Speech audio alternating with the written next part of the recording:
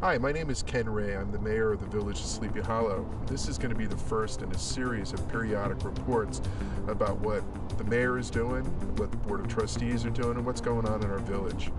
By the time you see this, or many of you see this, we will have adopted a new budget for the fiscal year 2010-2011. We're deep in negotiations right now with our General Motors partners here, and we've got a couple of other announcements that I think are important to us all right now.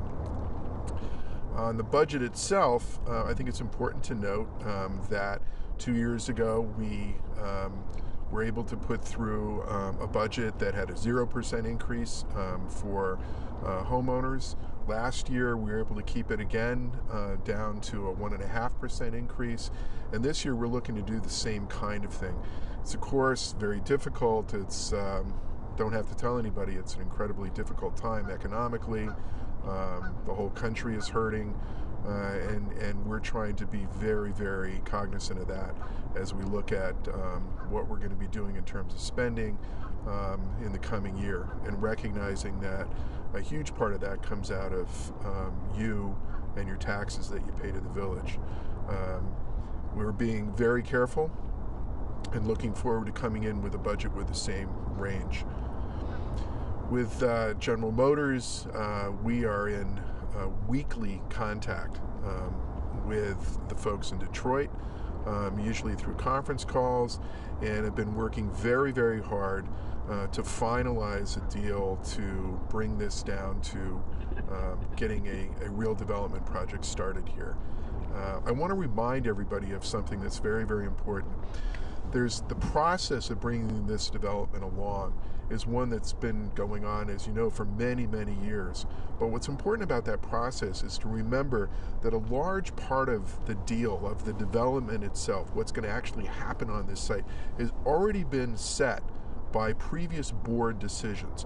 We're not in a position, we being this current board, are not in a position to go back and say we're going to do over, we're going to change what's been there.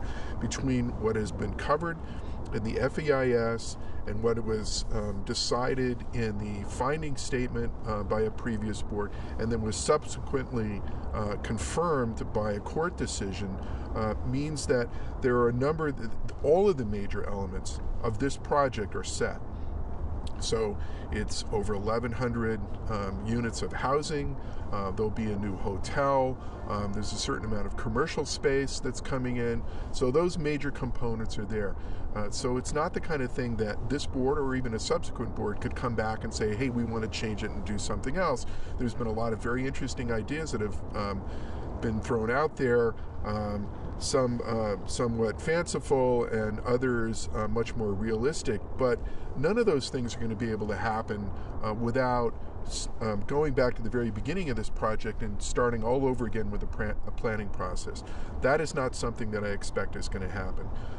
We are very close to finishing off an agreement with General Motors that will lead to a special permit, that will lead to ending the litigation between us and General Motors, and then moving on to developing the site. I believe that General Motors, once armed with a special permit, will actually move to sell the site and will not participate in an ongoing development of the site, but will go back to making cars and trucks, and we'll leave it to a developer who will then begin to build it out. Clearly, this is very important to the future of the village. It's the biggest development site in Westchester. It's the biggest one on the entire Hudson River. The site itself is actually larger than Battery Park City. I mean, this is going to be $1 billion development, and will be huge for the future of the village. So we need to be cognizant of that. We need to understand what the impact is going to be as we go forward.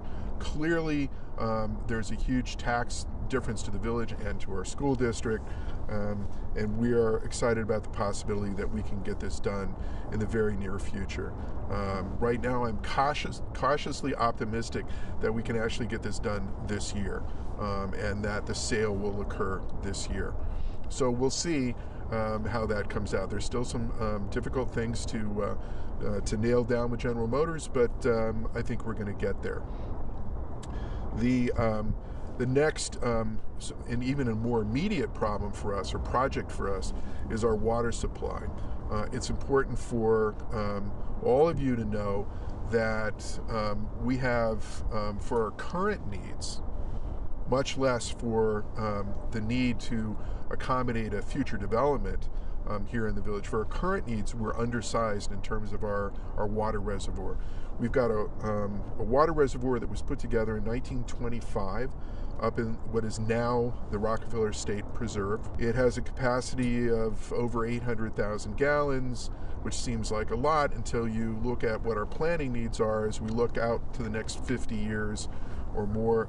We need probably 2.4 million gallons in order to adequately supply what our needs are today, plus future development and other needs in the village. This is a critical issue for us, and we're working very hard to get that, get a new reservoir sited and then get into construction there.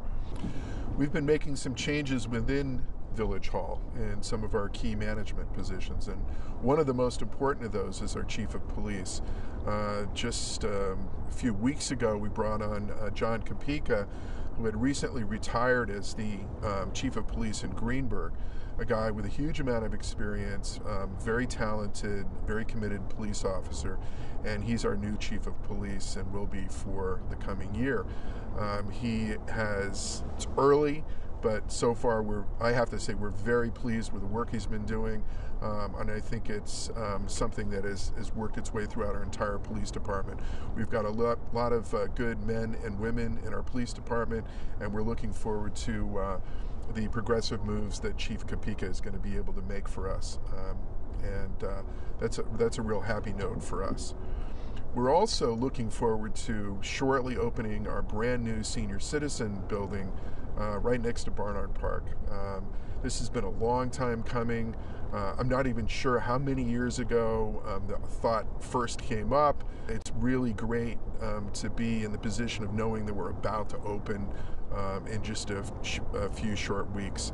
The building looks fantastic. We know it's going to be a great facility for our seniors, and we're looking forward to getting people in there and getting some great programming underway. I look forward to talking to you again in the future.